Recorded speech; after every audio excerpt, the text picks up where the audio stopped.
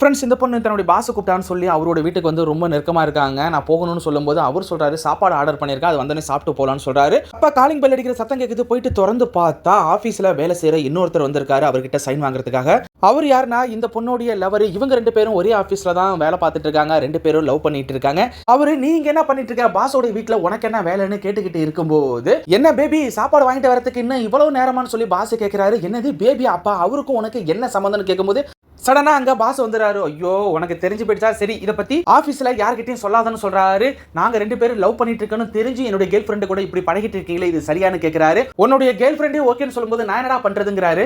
அந்த பொண்ணு அதிகமா பேசிட்டு இருக்காது. இதெல்லாம் ஓகே அப்படின்னா என்ன லவ் பண்ணல இங்க கிளம்பிட்டே இருன்னு சொன்னோன்னே இதுக்கப்புறம் என் மூஞ்சிலே முடிக்காதுன்னு சொல்லிட்டு அவர் அங்க இருந்து கிளம்பி போயிறாரு. அதுக்கப்புறம் இந்த பொண்ணு எனக்கு இருந்த பெரிய பிரச்சனையே முடிஞ்சிச்சு, இதுக்கப்புறம் நம்ம 2 பேருக்கு இடையில யாருமே வரமாட்டாங்க, நாம எப்ப கல்யாணம் பண்ணிக்கிறதுன்னு கேக்குறாங்க. என்னது கல்யாணமா, உன் செட்டஸ்னா என் செட்டஸ்னா இந்த நினைப்போட தான் என்கிட்ட பழகிட்டு இருக்கியா, முதல்ல வெளியே போன்னு சொல்லி அந்த பொண்ணை துரத்தி விட்டுறாரு. பாவங்க அந்த பொண்ணு ஏமாந்து போய் நிக்கிறாங்க.